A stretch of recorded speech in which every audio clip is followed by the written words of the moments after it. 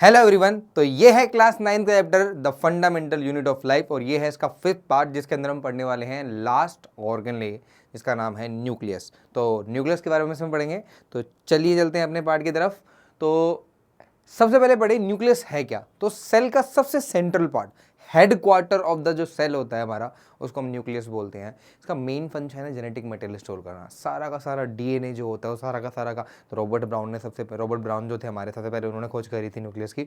और इसी के अंदर सारा का सारा जेनेटिक मटेरियल, सारा का सारा डीएनए स्टोर होता है। हमारी जो बॉडी है, ह्यूमंस का जो डीएनए है या किसी भी ऑर्गेनिज्म का जो डीएनए होता है वो उसके न्यूक्लियस के अंदर ही होता है ना। इसी वजह से हम अपने माता पिता से देखते हैं। तो जेनेटिक मटेरियल या हेरिडिटी मटेरियल जो भी होता है सारा का सारा डीएनए के अंदर ही, यानी सारा का सारा न्यूक्लियस के अंदर ही स्टोर होता है हमारा। तो मेन फंक्शन स्टोरेज है। और दूसरा क्लास फंक्शन राइबोसोम्स इसी के अंदर बनते हैं। तो इसका मतलब प्रोटीन सिंथेसिस की जो इंफॉर्मेशन होती है वो सारी की सारी यही प्रोड्यूस करता है, राइबोसोम को भी यही बनाता है।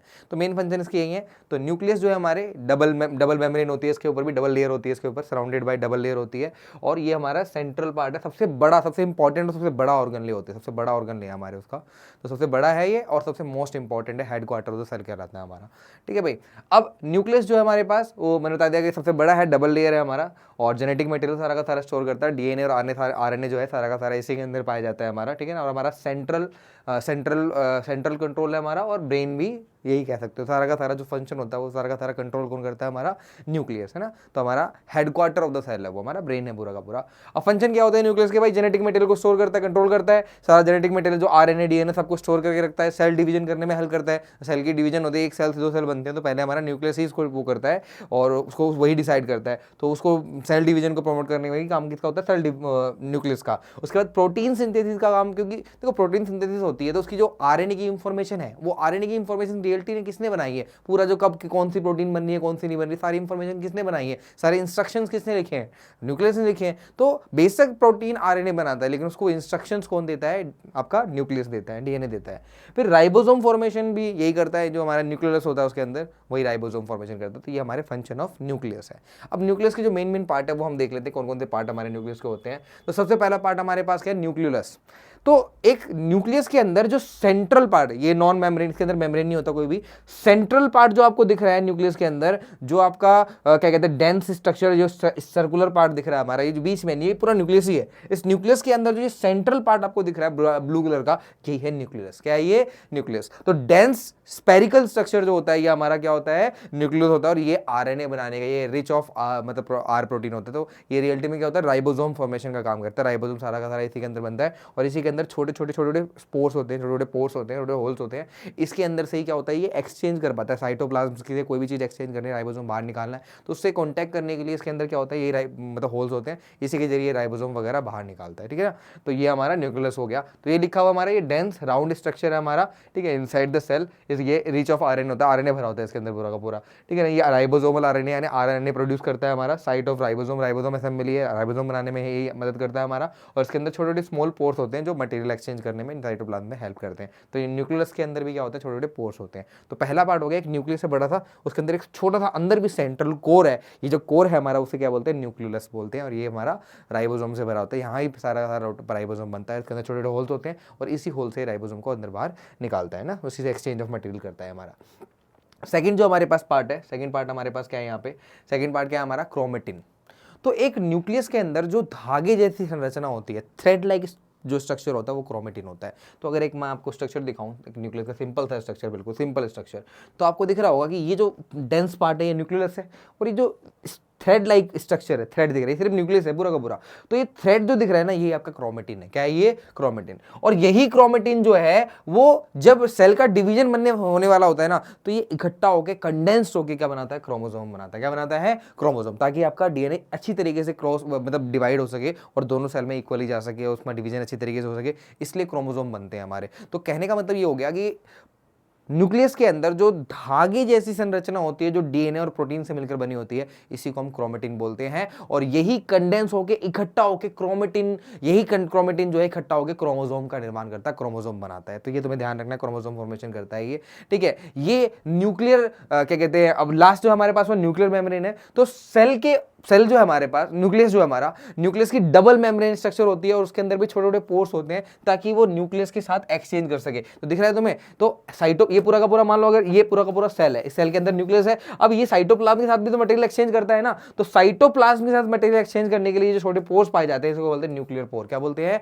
Nuclear pore. तो आप कह सकते हो कि डबल मेम्ब्रेन जो होती है इसके ऊपर लेयर्ड, डबल मेम्ब्रेन कवर होता है पूरा पूरा न्यूक्लियस के अंदर, और न्यूक्लियस पे डबल मेम्ब्रेन जो कवर होता है उसके अंदर भी छोटे छोटे पोर्स होते हैं ताकि ये न्यूक्लियस क्या कर सके, एक्सचेंज ऑफ मटेरियल कर सके।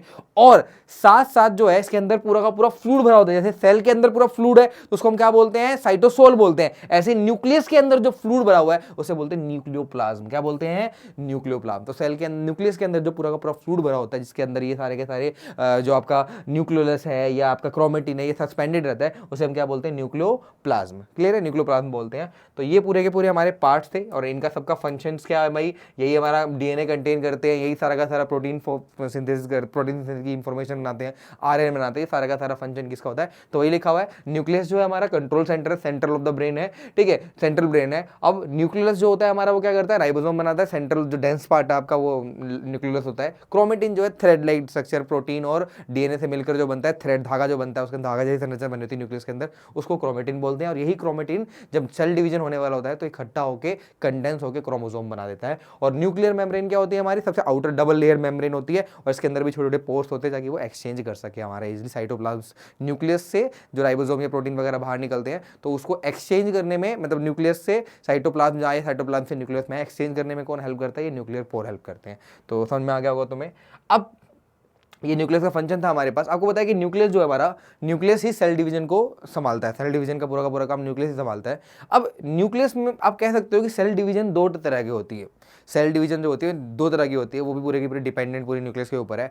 अगर आपका एक सेल दो सेल में डिवाइड हो तो उसको हम माइटोटिक डिवीजन कहते हैं, माइटोसिस डिवीजन कहते हैं, और माइटोटिक बोलते हैं, माइटोसिस नहीं, हाँ माइटोसिस, ठीक है। और माइटोटिक डिवीजन के लिए माइटोसिस बोल लो, माइटोटिक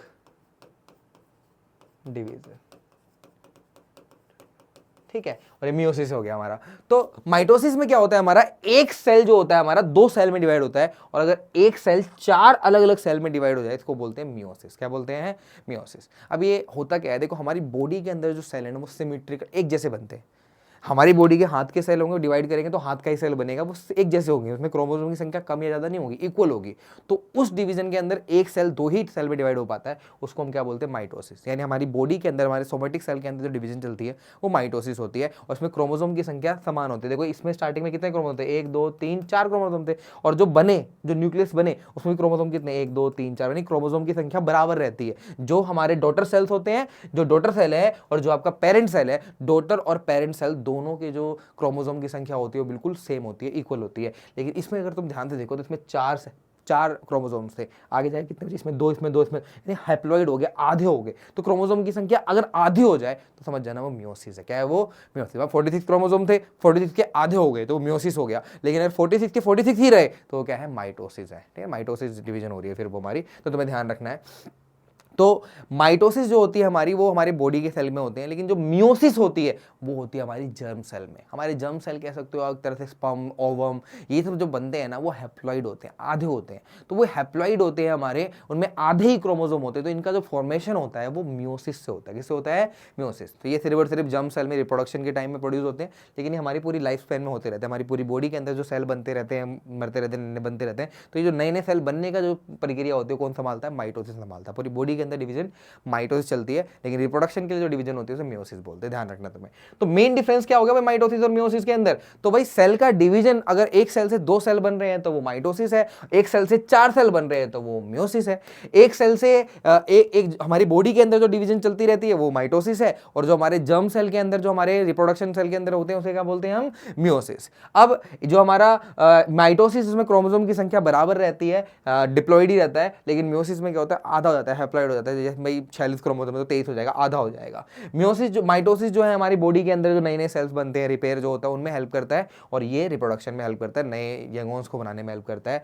और माइटोसिस में क्रॉसिंग ओवर नहीं होता कभी भी, एक क्रोमोसोम दूसरे क्रोमोसोम से कभी क्रॉसिंग ओवर नहीं करता, लेकिन मियोसिस के अंदर क्रॉसिंग ओवर होता है, और जरूरी भी है। देखो वेरिएशन जो आती है हमारी वो इसी की वजह से आती है। तो रियलिटी में अगर मान लो एक के अंदर दो जीन थे, दो डीएनए थे, तो वे दोनों के दोनों क्रोमोसोम क्या करेंगे? मान लो एक ब्राउन हेयर का डीएनए डीएनए था और एक ब्लैक हेयर का डीएनए था, और दोनों के दोनों मिक्स हो गए और एक नया डीएनए बना दिया, जिसके अंदर ब्राउन और ब्लैक दोनों की प्रॉपर्टी है। तो ये जो क्रॉसिंग ओवर हो रही है एक जेनेटिक प्रॉपर्टी की दूसरी जेनेटिक प्रॉपर्टी से, जो क्रॉसिंग ओवर हो रही है वो सिर्फ मियोसिस में देखने को मिलती है आपको। तो यानी जो क्रॉसिंग ओवर है मियोसिस में होती है, माइटोसिस में नहीं होती, ये ध्यान रखना है तुम्हें, ठीक है भाई। तो ये हो गया हमारे पास डिवीजन, सेल डिवीजन। तो ये हमारा न्यूक्लियस कंप्लीट हो गया। इसके बाद हमारे पास पता है इसके कुछ क्वेश्चंस कर लेते हैं। सबसे पहला हमारे पास क्या है, the nuclear membrane is double layer. Nuclear membrane कैसे होता है, डबल लेयर, 2 लेयर पाई जाती है इसके अंदर, ठीक है भाई। अगला हमारे पास क्या है, नेक्स्ट हमारे क्या है, which of the following is called brain of the cell. Cell का ब्रेन कौन है, सेल का ब्रेन कौन है, हमारा न्यूक्लियस। सेल का ब्रेन कौन होता है, हमारा न्यूक्लियस होता है, ठीक है भाई।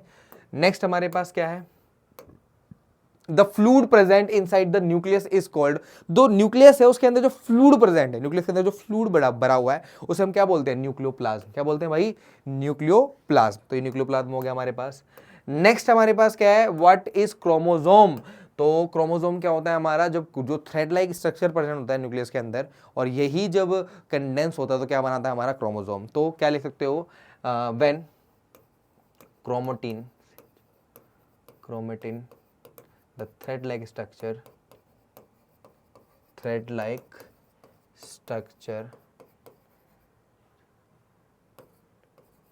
present in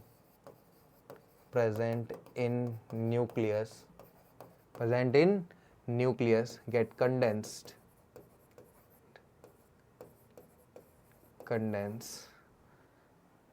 it form chromosome, which is made up of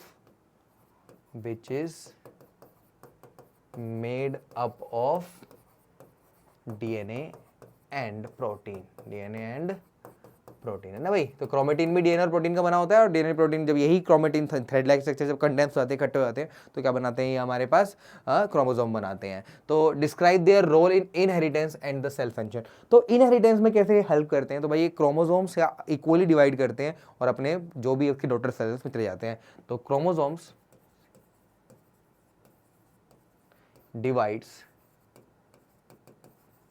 and take the gene in daughter cell, ना डॉटर सेल। तो जो जीन है हमारे, जो कैरेक्टर्स हैं, उनको क्या करता है क्रोमोसोम ही एक जनरेशन से दूसरे जनरेशन में लेके, इसी के अंदर सारे के सारी इंफॉर्मेशन है, इसी के अंदर सारा का सारा जेनेटिक मटेरियल है। तो एक पेरेंट सेल से लेकर उसके डॉटर सेल के अंदर जो इंफॉर्मेशन जाती है वो किसी जरिए जाती है, क्रोमोसोम के जरिए। तो आपको पता है न्यूक्लियस से रहती है, न्यूक्लियस के अंदर भी कौन होता है, क्रोमोसोम, जो एक जनरेशन से दूसरे जनरेशन में जेनेटिक मटेरियल को लेके जाता है ना।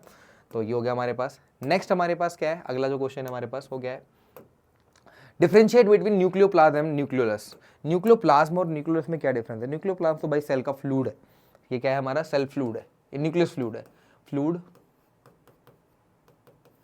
इन न्यूक्लियस, है ना, जिसके अंदर हमारे सारे के सारे वो जो हमारे क्रोमेटिन है या वो सस्पेंडेड है उसके अंदर रखे हुए हैं, वो हमारा न्यूक्लियोप्लाज्म है। लेकिन न्यूक्लियस जो है वो सेंट्रल कोर है हमारा। तो न्यूक्लियस का जो सेंटर हार्ड पार्ट है हमारा, जो ये भी मान लो सेल है और सेल के अंदर एक न्यूक्लियस है, लेकिन सेंट्रल जो हमारा पार्ट है हमारा, ये जो डेंस स्पेरिकल स्ट्रक्चर है, dense spherical structure present in nucleus. तो न्यूक्लियस के अंदर जो डेंस स्पेरिकल स्ट्रक्चर प्रेजेंट है उसी को हम क्या बोलते हैं, न्यूक्लियस बोलते हैं। तो भाई ये डेंस स्पेरिकल स्ट्रक्चर है और वो क्या है, फ्लूइड है। वो क्या है, फ्लूइड है, सॉलिड है हमारा, एक जगह जो राइबोसोम बनाने में हेल्प करता है। और ये तो हमारा क्या है कि इसके अंदर सारे के सारे मटेरियल सस्पेंडेड है हमारे, जैसे साइटोप्लाज्म के अंदर साइटोसोल होता है, वैसे न्यूक्लियस के अंदर न्यूक्लियोप्लाज्म होता है ना। समझ गए होंगे, न्यूक्लियोप्लाज्म जो हमारा लिक्विड है और ये हमारा सेंट्रल जो हमारा कोर है हमारा न्यूक्लियस का, वो है hard part. Who discover nucleus, तो रॉबर्ट ब्राउन ने करी थी, पता है आपको, रॉबर्ट ब्राउन ने न्यूक्लियस की खोज करी थी। तो वही हमारे पास है। तो इसके साथ हमारा एक पार्ट भी कंप्लीट होता है, इसके अंदर मैंने न्यूक्लियस को पूरा का पूरा कवर कर लिया। लास्ट पार्ट हमारा ऑस्मोसिस से बच गया है। तो मिलते हैं नेक्स्ट पार्ट में, नेक्स्ट वीडियो के साथ। Thank you.